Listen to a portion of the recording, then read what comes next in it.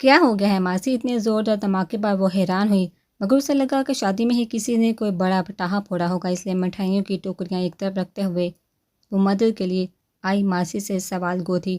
Array be B G, کسی نے کوئی پٹاخہ نہیں پھوڑا ہے، پٹاخہ پھوڑنے جیسا تو کوئی انتظام ہی نہیں کیا تھا اسور نے۔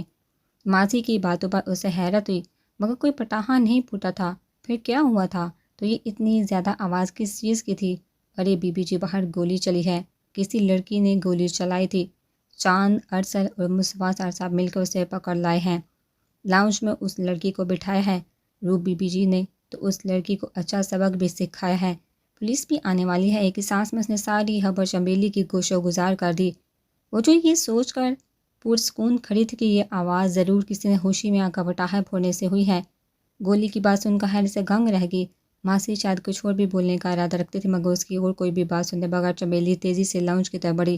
زوردار تھپڑ پڑنے سے اس کے گالوں کے ساتھ ساتھ کان بھی سائنس کر رہے تھے، مگر وہ پھر بھی اپنی ہی بات پر اڑی تھی۔ اس لڑکی کو کوئی حق نہیں پہنچتا میری محبت مجھ سے چھیننے کا۔ عمل کا یہ پہلا جملہ تھا جو لاؤنج میں داخل ہوتی چنبیلی کے کانوں سے ٹکرایا تھا۔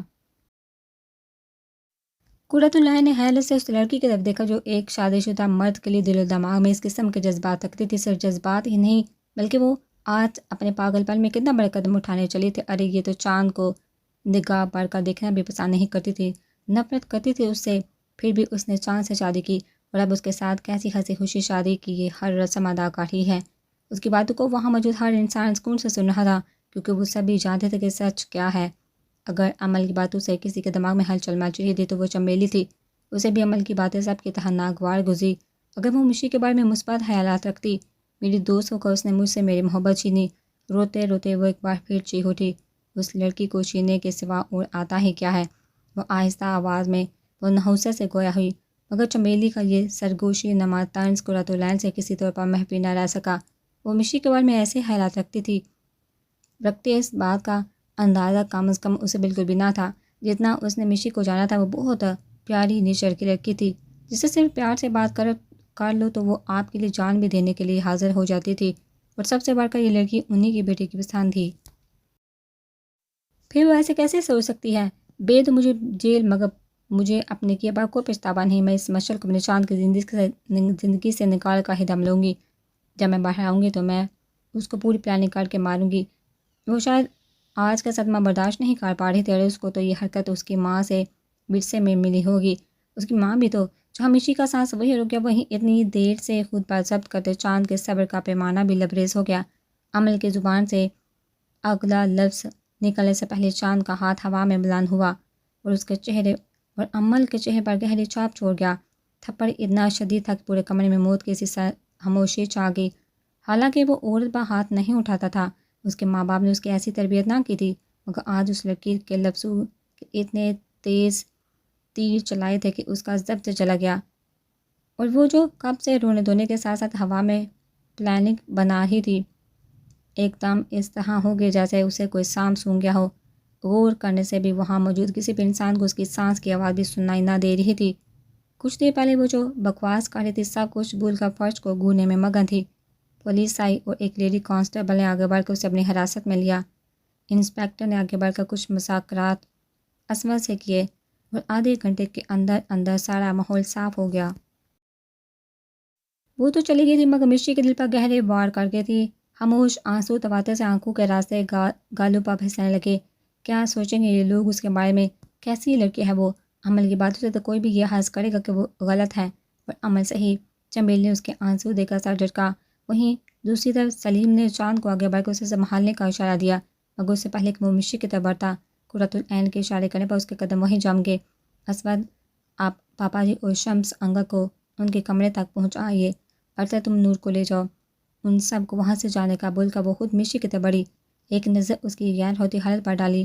تھوڑی دیر پہلے وہ کتنا خوش نظر آ رہی تھی، مسکراہٹ اس طرح اس کے چہرے پر سجی تھی جیسے یہ اس کی خوبصورت نگوش کا ہی ایک حصہ ہو۔ آگے بڑھ کر اس نے اس کے دونوں ہاتھوں کو اپنے ہاتھوں میں لے کر ہلکا سا دبایا۔ آنسو پونچھ دو بیٹا، اور فکر کرنے کی کوئی ضرورت نہیں۔ اس لڑکی کے بکواس پر تم ذرا بھی کان نہ دھرنا، نہ ہی ہم میں سے کسی نے اس کی باتوں پر بھروسہ کیا ہے، کیونکہ ہم سب اس کا پاگل پن دیکھ چکے ہیں، اور ہم تمہارے ساتھ رہ کر تمہیں بھی پرکھ چکے ہیں۔ تم نہ بھی بولو تو ہم سب جانتے ہیں کہ سچ کیا ہے، کیونکہ چاند نے ہم سب سے کچھ نہیں چھپایا، اور جب سے ہم نے تمہیں جانا ہے تو ایک بات تو ہم دعوے سے بول سکتے ہیں، ہمارے چاند کے لیے تم سے بہتر لڑکی کوئی ہو ہی نہیں سکتی۔ اس کے بنا بولے ہی قرۃ العین اس کے دماغ میں آئے سوالات کے جواب دے رہی تھی، مگر میشی کے آنسو بجائے رکنے کے وہ تیزی سے بہنے لگے۔ میری ماں بہت اچھی تھی، وہ بری نہیں تھی، وہ بولی تو لہجے میں گہرا دکھ بول رہا تھا۔ ایک طرف کھڑے چاند نے جب سے مٹھیاں بنچی وہ جانتا تھا آج بھی وہ وہیں کھڑی تھی جہاں اس کے باپ نے اس کی ماں کو غلط ٹھہرایا تھا۔ راجہ مال نے اس کی ماں کا نام لے کر ایک بار پھر اس کے زخموں کو دے دیا تھا۔ ہاں بیٹا، میں جانتی ہوں تمہاری ماں بہت اچھی تھی، اور جس کی بیٹی اتنی پیاری اتنی اچھی ہو، وہ ماں کتنی اچھی ہوگی آپ کو یقین ہے؟ میری ماں اچھی تھی، وہ بری نہیں تھی۔ پاپا نے انہیں غلط سمجھا۔ وہ مسلسل روتے ہوئے قرۃ العین کو جانے کیوں یقین دلا رہی تھی۔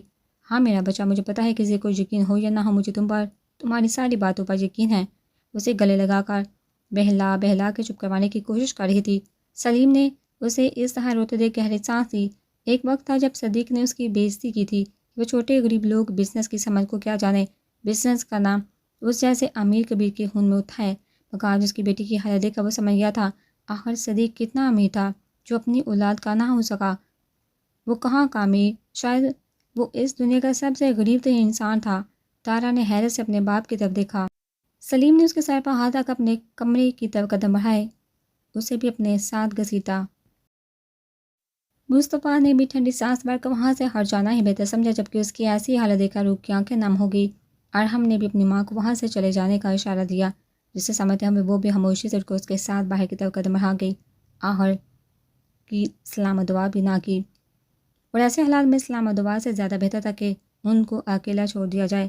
مشی کا سسکتا وجود اب قرۃ العین سے سنبھالنا مشکل ہو رہا تھا۔ روپ نے آگے بڑھ کر اس کی پیٹھ کو تھپتھپایا، نم آنکھوں سے اس نے چاند کو آگے بڑھ کر اسے سنبھالنے کا اشارہ دیا۔ بات کو سمجھتے ہوئے وہ آگے بڑھا، اور مشی نے نرحال سے وجود کو اپنے مضبوط بازو میں بڑھ کر اپنے کمرے کی طرف بڑھ گیا۔ اسے تو جان لے گیا تھا، مگر اب قرۃ العین کا رونا شروع ہو گیا۔ مما آپ نہ روئیں پلیز، روپ نے آگے بڑھ کر اس کے آنسو صاف کیے۔ نہیں روپ، مجھے سمجھ نہیں آتا لوگ ایسا کیوں کرتے ہیں، جب جانتے ہیں کہ ان کے ہاتھ کچھ نہیں آنے والا تو پھر کیوں ایسی حرکتیں کر کے اپنی زندگی خراب کرتے ہیں، کیوں دوسروں کے دلوں پر گہرے وار کرتے ہیں۔ وہ اکیلی ہے، اسی وجہ سے میں نے اسے اپنی بیٹی بنایا ہے، اور آج اس لڑکی نے مجھ پر جتنی انگلیاں اٹھائی مجھے لگا کسی نے میری بیٹی کی طرف انگلی اٹھائی ہے۔ ہاں ماں، آپ نے بہت اچھا فیصلہ لیا ہے، مشی بہت اچھی ہے، مجھے بھی وہ بہن کی طرح ہی لگتی ہے، اور آج جو کچھ بھی ہوا اس کے بعد مجھے لگ رہا ہے میں نے جو اس لڑکی کے ساتھ کیا وہ بہت ہی کام تھا۔ پر بس پلیز مما آپ خاموش ہو جائیے، اگر بابا نے آپ کو اس طرح روتے دیکھ لیا تو سارا گھر سر پر اٹھا لیں گے۔ روپ کے بار بار اصرار پر قرۃ العین نے اس بات میں سے ہلاک آنسو صاف کیے، واقعی وہ گھر کی بڑی تھی، اگر وہی اس طرح روئے گی تو کام کیسے چلے گا۔ وہ ویسے بھی اگر اسما نے اسے روتے دیکھ لیا تو واقعی میں کچھ الٹا سیدھا کر بیٹھتا۔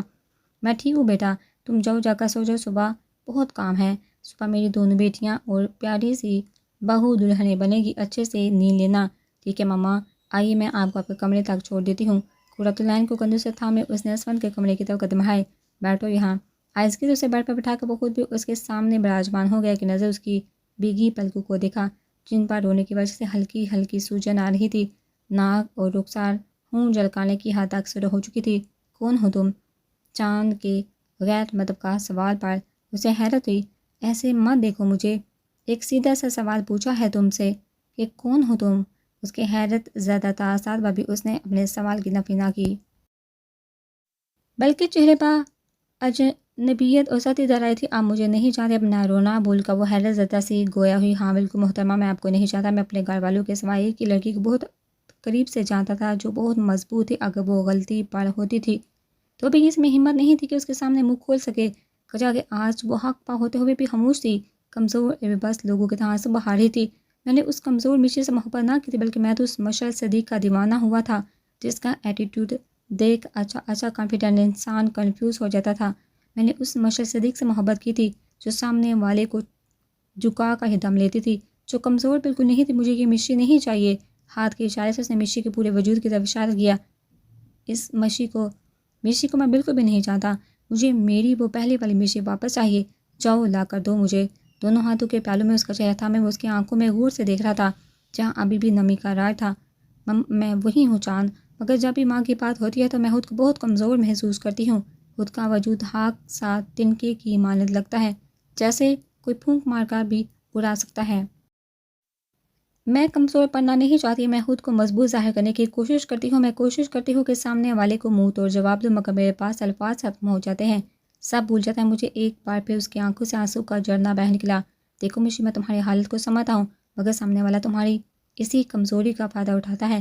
اس نے جب ہمارے رشتے کے بارے میں بولنا شروع کیا تو تمہیں اسی وقت اس کی کینچی جیسی چلتی زبان کو لگام لگانی چاہیے تھی، تاکہ اس کی تمہاری ماں تک پہنچنے کی ہمت ہی نہ ہوتی، مگر نہیں، وہ بولتی گئی، وہ تم خاموشی سے سنتی تھی۔ آخرکار انجام کیا ہوا؟ اس کا حوصلہ بڑھا اور وہ تمہاری ماں کو، تمہاری تربیت کو تمہارے درمیان میں لے آئی۔ کہ تمہارے دماغ میں ہمارے رشتہ لے کر ابھی بھی کوئی کنفیوژن ہے؟ جو آج تم خاموش ہوئی، یا بھی میری محبت آج بھی تمہیں دکھاوا لگتی ہے؟ تو تم نے ایک حرف بھی ہمارے رشتے کے حق میں نہیں بولا۔ وہ اب بھی اس کی آنکھوں میں جھانک رہا تھا۔ نہیں نہیں پلیز ایسا مت بولو۔ اس کے دونوں مضبوط ہاتھوں پر اپنے نازک و نرم و ملائم ہاتھ کا وہ تڑپ اٹھی۔ اگر ماں کے بعد میں نے کسی رشتے کو اپنی زندگی میں مخلص پایا ہے تو وہ ہمارا رشتہ ہے۔ میں تم پر اور ہمارے رشتے پر بہت بھروسہ کرتی ہوں۔ بس اس وقت اس لیے کچھ نہیں بول پائی کیونکہ مجھے شاک لگا جس لڑکی کو آج تک اپنی سب سے بہترین دوست مانا، وہ آج مجھ پر گولی چلا دیتی ہے۔ اس میں اتنا شاکڈ ہونے والی ضرورت نہیں ہے۔ اب کی بار چاند کے ساتھ ڈھیلے پڑنے لگے۔ آج کل تو خون کے رشتے بھی اپنے نہیں ہوتے اور تم ایک دوسرے سے امید لگائے بیٹھی تھی، حالانکہ کچھ دن پہلے ہی تم نے اس کا پاگل پان دیکھا تھا۔ ایک بات دماغ میں اچھے سے بٹھا لو، آج کے بعد مجھے تمہارا یہ روپ دیکھنے کو نہ ملے جو آج میں نے دیکھا۔ مجھے میری مضبوط مشی چاہیے۔ اپنی کمزوری پر قابو پانا سیکھو، کیونکہ کل تمہارے ساتھ کوئی نہیں تھا، مگر آج ہر قدم پر میں تمہارے ساتھ کھڑا ہوں۔ بات سمجھ آ رہی ہے؟ اس کا جھکا سر دیکھ اس نے اپنی باتوں کی تصدیق چاہی، مگر اس نے چاند کے کسی بھی بات کا جواب دیے بغیر اس کے سینے سے ٹکا کر آنکھیں موندی۔ وہ ہر قدم اس کے ساتھ ہے، یہی بات اسے اندر تک سرشار کر گئی تھی۔ وہ انسان دن بہ دن اس کے روح تک میں سریت کرتا جا رہا تھا۔ اس کے قریب ایک سکون تھا جس میں وہ ہمیشہ رہنا چاہتی تھی۔ میرے ساتھ کبھی مت چھوڑنا، وہ بول رہی تھی، مگر چاند کو اس کے لہجے میں ایک التجا محسوس ہوئی، ایک ڈر محسوس ہوا، جیسے وہ وعدہ چاہ رہی ہو کبھی اس کا ساتھ نہ چھوڑنے کا بھروسہ کرنا سیکھو مشی۔ وہ ایک بار پھر آنسو بہا رہی ہے، یہ احساس اس کی قطرہ قطرہ بھیگتی شرٹ نے کروایا تھا۔ تبھی وہ بس اتنا ہی بول سکا۔ نہ جانے کتنے ہی پل یوں ہی بیت کے وہ اسے اپنے حصار میں لیے یوں ہی بیٹھا رہا، اور کار بے خود گرم گرم سانس اپنے سینے پر محسوس کر کے وہ سمجھ گیا کہ وہ گہری نیند میں جا چکی ہے۔ آہستگی سے اس کا سر تکیے پر ٹکا کر وہ خود بھی دوسری طرف آ کر لیٹ گیا۔ ایک بازو کو چوڑی پیشانی پر رکھ کر اس نے آنکھیں مون لی۔ آج کا دن بھی بہت تھکا دینے والا تھا، یہی وجہ تھی کہ آنکھیں بند کرتے ہی نیند کی پوری دیوی اس پر مہربان ہوگی، مگر اس کو لینے ابھی مشکل سے 15 منٹ بھی نہیں ہوئے تھے کہ ایک بار پلتے موبائل کی رنگ ٹون نے اس کی توجہ اپنی طرف مبذول کروائی۔ او خدا، اس وقت کون پریشان کر رہا ہے؟ بھاری سر نیند کے خمار سے بوجھل ہوتی آنکھوں سے اس نے بمشکل آنکھیں کھولی۔ ایک پل کے لیے تو دل کیا جو بھی ہے باڑ میں جائے، مگر مسلسل رنگ ٹون کے چور سے ہلکا وہ جھنجھلا اٹھا۔ موبائل اٹھا کر پہلے فرصت میں اس انسان کے نام پر نظر ڈالی جس نے 2 گھڑی سکون سے آنکھیں بند کرنا حرام کر دیا تھا، مگر جس کا نام اس کے نظروں کے سامنے آیا، وہ نام دیکھ حیرت کا شدید جھٹکا لگنے کے ساتھ نیند کا خمار بھی کافی حد تک چھٹ گیا۔ صحیح نصیب کہ انہوں نے مجھے کیوں فون کیا، وہ بھی اتنی رات کو؟ تعجب سے اس نے سامنے والے کے نام کو دیکھتے ہوئے کمنٹ پاس کیا، ساتھ ہی کال اٹھا کر موبائل کان سے لگایا، مگر جیسے جیسے وہ دوسری طرف موجود انسان کی باتیں سن رہا تھا، چہرے پر غصے کے ساتھ ساتھ فکرمندی کے تاثرات بھی چھانے لگے۔ اوکے میں ابھی آتا ہوں، آخر میں بس اتنا بول کر اس نے کال ڈسکنیکٹ کر دی۔ نیند تو کب سے کہیں دور بھاگ گئی تھی۔ ایک نظر مشی کی طرف دیکھ کر وہ اس کی جانب جھکا، پیشانی پر بکھرے بالوں کی طرف کر کے وہاں اپنے ہونٹوں کا لمس چھوڑ کر وہ بیڈ سے اتر کر تیزی سے اپنا کوٹ، موبائل اور گاڑی کی چابیاں اٹھا کر ملک ہاؤس سے باہر نکل آیا۔ یہ مجھے کیا ہو رہا ہے؟ کیوں مجھے اس کی اتنی فکر ہونے لگی ہے؟ وہ ایک بچی ہے اور میں ایک عاقل بالغ انسان ہوں۔ زمانے کے سرد و گرم سے جتنا میں گزرا ہوں، شاید ہی ان میں سے ایک بھی اس معصوم پر گزرا ہو۔ میری زندگی سے مصطفیٰ شاہ کی دی ہوئی ہے اور مجھے باقی زندگی سے مصطفیٰ شاہ کے دشمنوں کا خاتمہ کرنے کے لیے وقف کرنی ہے۔ جب آج تک میری زندگی کا صرف ایک ہی مقصد رہا، تو پھر اب یہ کیسا احساس جاگا ہے مجھ میں، جس کے بعد آج میں اتنا ڈر گیا؟ ڈر تو کبھی میری زندگی کا حصہ رہا ہی نہیں، تو پھر آج میں کیسے ڈر گیا؟ وہ بھی بس ایک فائر کی آواز سے اپنے دل کی بدلتی کیفیت پر وہ جھنجھلا اٹھا۔ اب یاد آ رہا تھا، فائر کی آواز سنتے ہی وہ کیسے پاگلوں کی طرح مہمانوں کے بھیڑ کو جیتتا ہوا بس ایک چہرے کو صحیح سلامت دیکھنے کی تلاش میں نکل پڑا۔ سب عمل ملک کے پیچھے بھاگ رہے تھے اور وہ ہلکا جب وہ اسے سلیم سے لپٹی صحیح سلامت نظر آئی تو دل میں ایک سکون کی لہر دوڑ گئی۔ یہ صحیح نہیں، میں ایک بے نام شخص ہوں جو خود کے ہی وجود سے انجان ہے۔ یہ تو مصطفیٰ شاہ اور اس کے دادا کا ظرف ہے جو مجھے جیسے یتیم اور بے نام کو مانا۔